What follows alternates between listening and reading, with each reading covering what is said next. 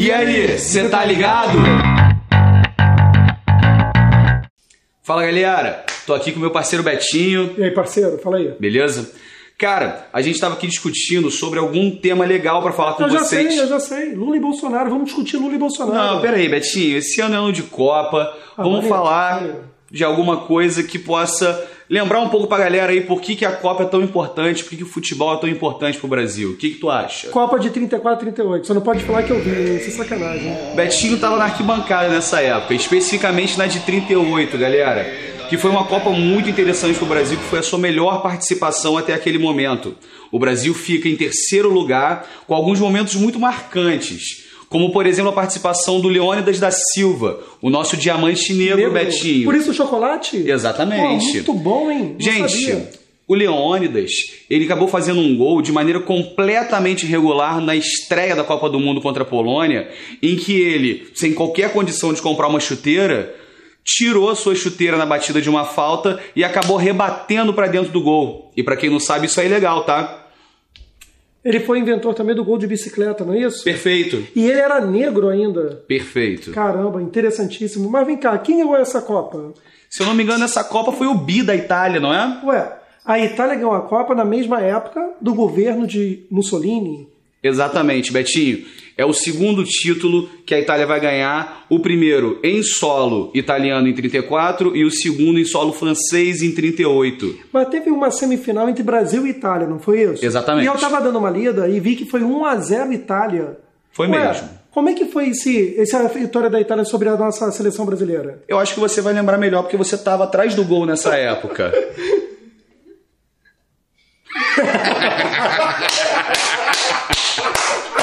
Então, meu amigo, o Brasil perdeu de 1-0 para a Itália com um gol de pênalti já no final do segundo tempo. Segundo diz o Eduardo Galeano, o grande escritor uruguaio, foi um pênalti arranjado por um juiz europeu, numa Copa que era na França, com a influência direta do Benito Mussolini. O pior, o nosso jogador, nosso goleiro, era o chamado Walter Pega Pênalti. Você imagina ele lá na hora para pegar o pênalti. De repente o Matissa foi bater o pênalti, o calção caiu, ficou todo mundo rindo e ele fez o gol. Foi assim que o Brasil perdeu a Copa de 38. Mas foi o terceiro lugar. E Betinho, tem gente que não entende que futebol e política se misturam sim. Tanto que a gente acabou de perceber como que a influência fascista fez com que a gente tivesse uma reviravolta muito grande no dia da Copa. O Benito Mussolini estava no estádio e havia toda uma pressão política para a vitória da Esquadra Azul. Tu me explica melhor o que é o fascismo, cara? Com certeza. Nós podemos falar de fascismo e nazismo. A few moments later. Então, galera, a gente estava conversando com o Claudinho agora há pouco sobre a Copa de 38. E aí ele pediu para falar aqui um pouquinho sobre o fascismo. A Primeira Guerra Mundial vai durar de 1914 a 1918. E essa Primeira Guerra Mundial acabou levando como consequência o crescimento da extrema-direita na Europa, O fascismo, o franquismo, o salazarismo e o nazismo.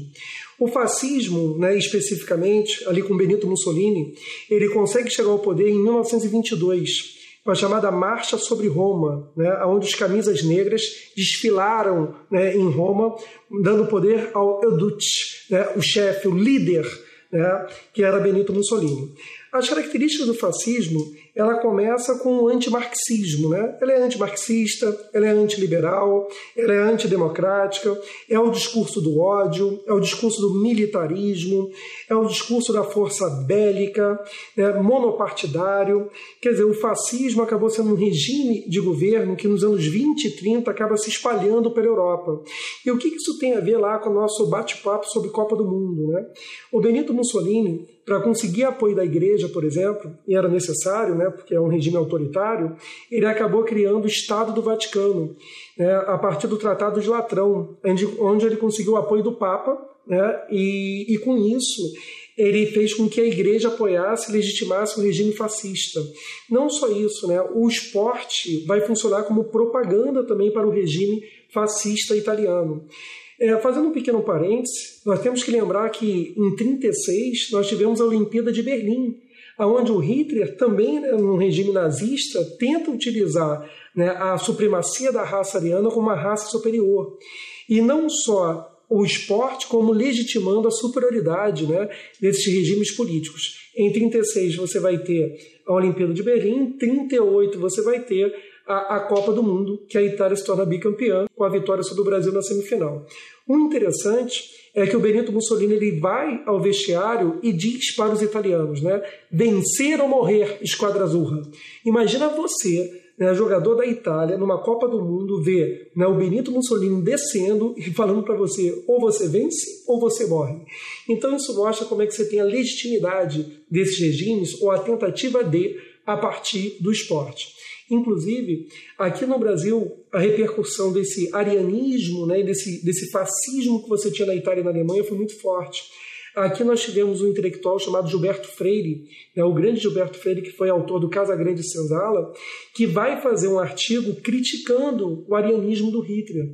E ele vai falar, inclusive, que o sucesso nosso na Copa do Mundo, né, com o artilheiro Leônidas da Silva, o Diamante Negro, foi porque nós tínhamos um selecionado, né, miscigenado. A miscigenação racial fez com que o Brasil tivesse sucesso, né, ao contrário da política arianista do Hitler ou da política de extrema-direita que você está tendo aí, né, com Benito Mussolini.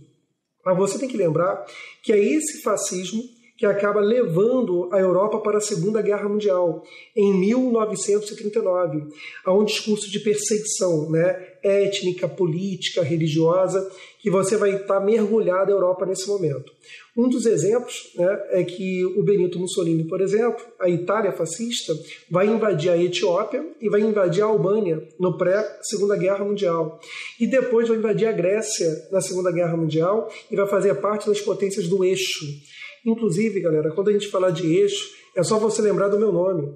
Né? Eu não sou o Beto, eu sou o Roberto. Roma, Berlim, Tóquio. Esse era o código da Segunda Guerra, que era relacionado ao eixo. Então, Roma, Berlim, Tóquio, Itália, Alemanha e Japão eram regimes autoritários de extrema-direita, né, que negavam aí a democracia, que negavam aí qualquer forma de liberdade.